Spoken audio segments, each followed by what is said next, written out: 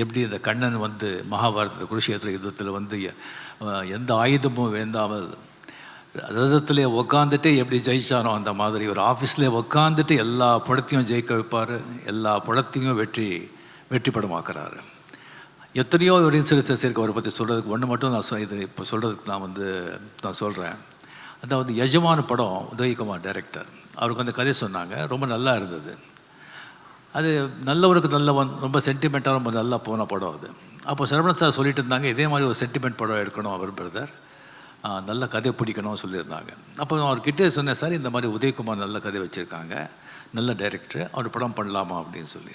அவர் கதை கொடுக்குறாரா? இல்லை சார், அவர் தான் டைரக்டர், கதை எப்படி பிரதர், நம்ம எஸ்பி முத்துராமன் இத்தனை படம் பண்ணியிருக்காங்க, அவரை விட்டு நம்ம பண்ண முடியாது, அது வந்து நம்ம வந்து அவர் ஆக்டிவாக இருக்கும்போது பண்ண முடியாதுன்னு சொன்னாங்க. சரி சார் அப்படின்னு சொல்லி வந்துட்டேன் நான்.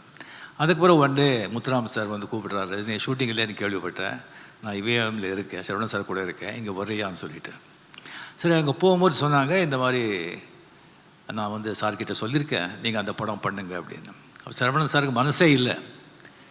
சார் முத்துராமன் சார் நீங்கள் சொல்கிறீங்க, அதுக்காக நான் பண்ணுறேன், எனக்கு மனசு இல்லை, பட் எனக்காக நீங்கள் வந்து ஏவிஎம் ஸ்டுடியோவில் ஒரு ரூம் போட்டு கொடுக்குறேன், டெய்லி வந்து அந்த ரூமில் நீங்கள் வரணும், அங்கே நீங்கள் இருக்கணும், என் கண் முன்னாலும் நீங்கள் இருக்கணும், அப்போ தான் எனக்கு நிம்மதின்னு சொல்லி